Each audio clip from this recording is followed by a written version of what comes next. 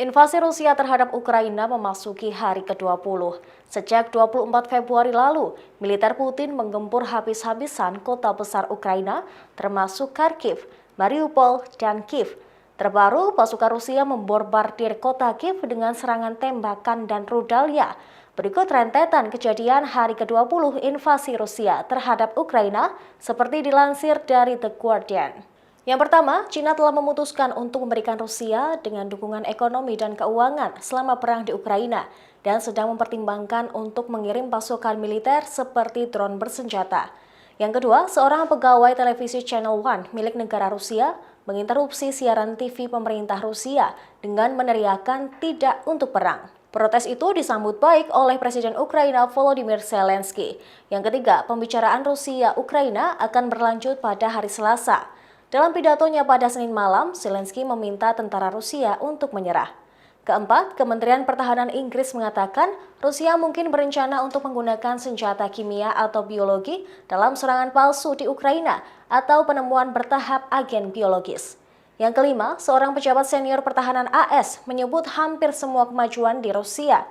Yang kelima, seorang pejabat senior pertahanan AS menyebut hampir semua kemajuan Rusia di Ukraina terhenti.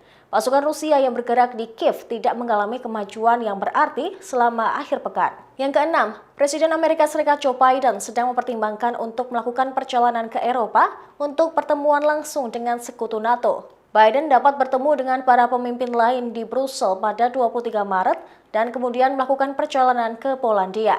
Yang ketujuh, sebuah konvoi lebih dari 160 mobil berangkat dari Mariupol hari ini.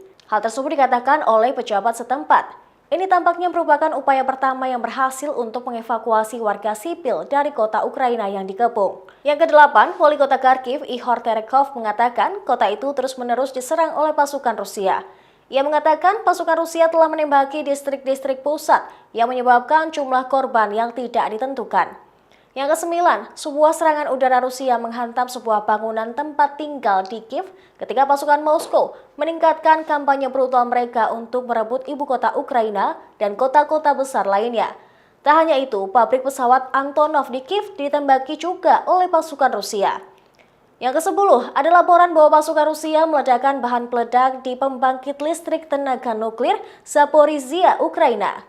Sementara itu, Perdana Menteri Ukraina Denis Shmyhal mengatakan pasukan Rusia berperilaku seperti teroris dan Putin telah memulai perang skala penuh di pusat Eropa yang bisa menjadi perang dunia ketiga.